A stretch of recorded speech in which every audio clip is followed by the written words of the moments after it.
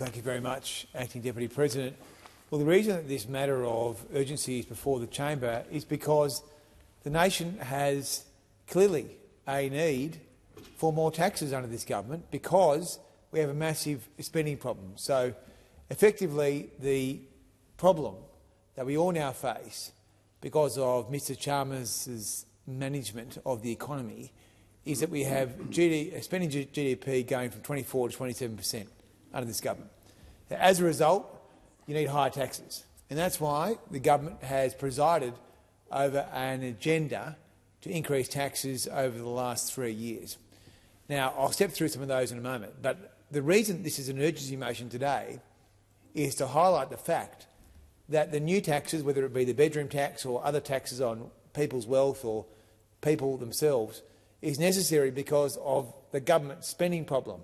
And in fact, when Ken Henry and others that have long been advisors to both sides of government last week made the point inside the summit that fiscal rules were a good idea, he was told by Mr Chalmers that he was wrong and that the government wouldn't be having any fiscal rules, that the government would spend what it thought was required.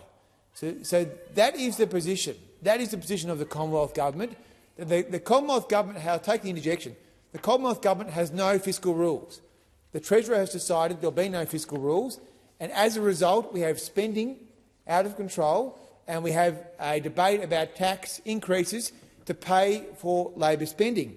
And in fact, we see just this week the expansion of the Home Guarantee Scheme.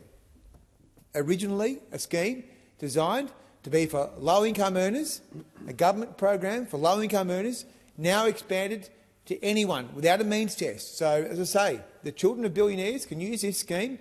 The Labor Party apparently once was for the workers.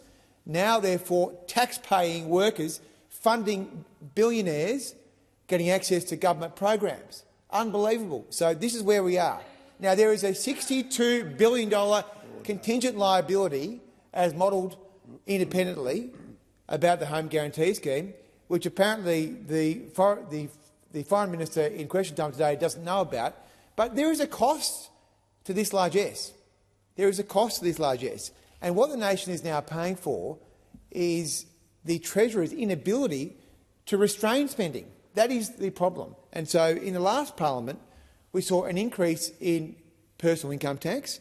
I mean, who would have believed that we would have lived through the last parliament where the Commonwealth Government reinstated a tax bracket abolished by the prior parliament? The 37-cent bracket was reinstated by this government, and that is now guaranteeing that bracket creep is part of the average worker's approach to their life. They have to now fund Mr Chalmers' excessive expenditure. And so we've lived through the government reinstating a tax bracket which was abolished. We see a new tax on superannuation. Apparently it will apply to unrealised gains. We've never had a tax like this in Australia, which would apply to paper profits. Now, you might have a gain one year, but you could have a loss the next year. So you pay a tax on the gain on paper, which you don't materialise, you don't sell the asset, but if you lose money the next year, you don't get a refund. So we've seen higher income taxes. We've seen a tax on superannuation. Now we see, apparently part of their tax reform record is the build-to-rent tax concessions, which is all about giving foreign asset managers a tax concession to own houses that Australians will never own.